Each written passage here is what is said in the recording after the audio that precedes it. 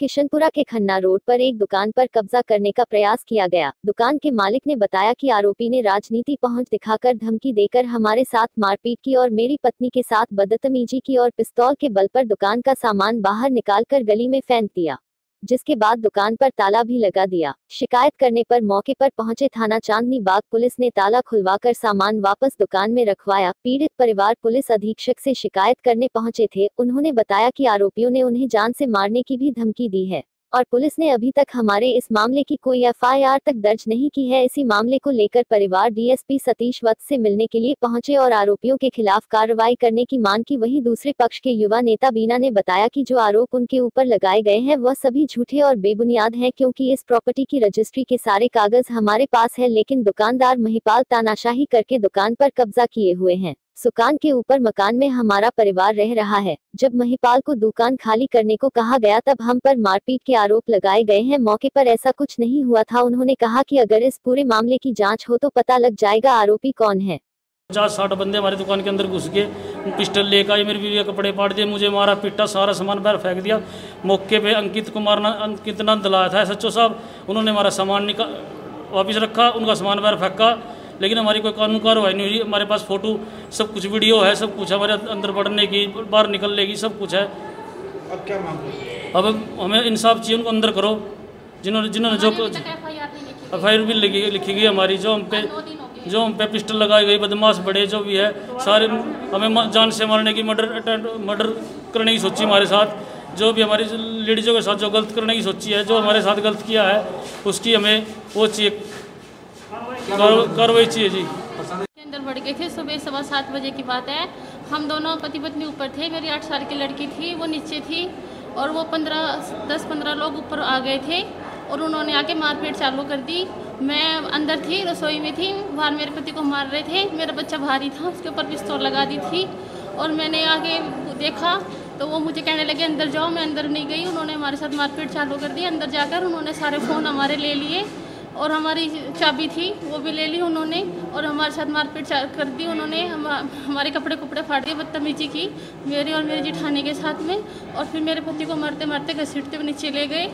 और वहाँ पे मेरी लड़की थी 8 साल की, वो मेरे पति को मार रहे थे। उन्होंने मेरी लड़की रोने लगी, वे लड़कियों को थप्पड़ मारा उन्होंने और मेरी लड़की को धक्का दे दिया और धक्का दे के बोले कि यहाँ से चली जा वरना तेरे पापा को जान से मार देंगे। क्या कारण झगड़े कारण क्या रहा? जी वो हमें नहीं पता जी, बदमाश थे वो, हम तो उनको जानते भी नहीं थे। हमारी कोई उनसे कोई लड़ाई नहीं, कोई झगड़ा नहीं, हमें कुछ भी नहीं पता था। हम तो आराम से अपना काम कर रहे थे, हमें तो पता भी नहीं था कि हमारे घर में ऐसे गुंडे बढ़ जाएंगे।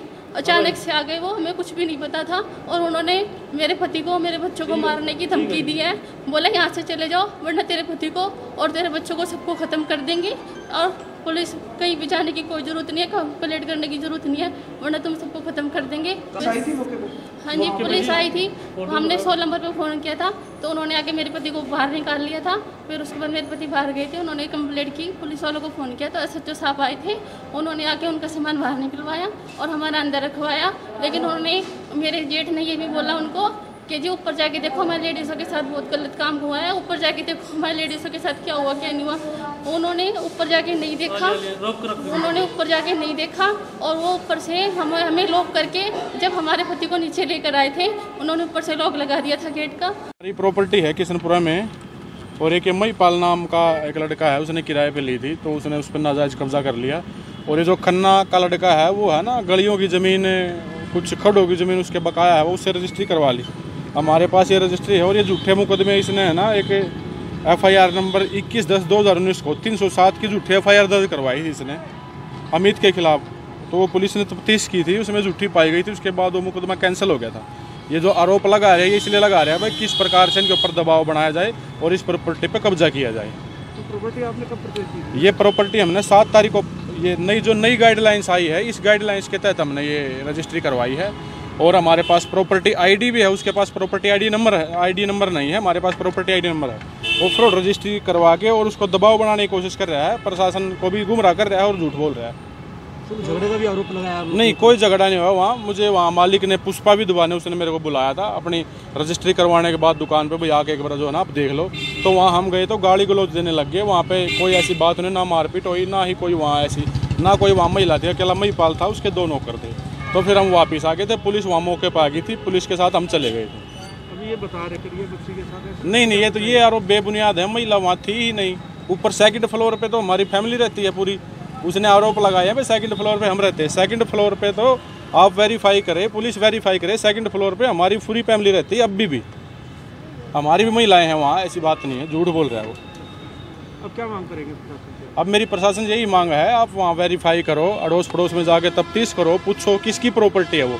अगर हम गलत हैं तो हमारे खिलाफ कानूनी कार्रवाई की जाए, अगर महिपाल गलत है तो उसके खिलाफ कानूनी कार्रवाई सख्त से सख्त की जाए। क्या नाम है आपका? रविंद्र मीना।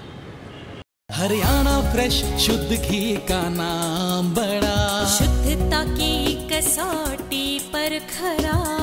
हरियाणा फ्रेश एगबाग शुद्ध घी, स्वाद घर के घी जैसा। हरियाणा फ्रेश शुद्ध घी।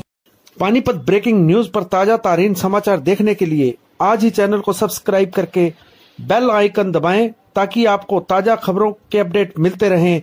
देखते रहिए पानीपत ब्रेकिंग न्यूज।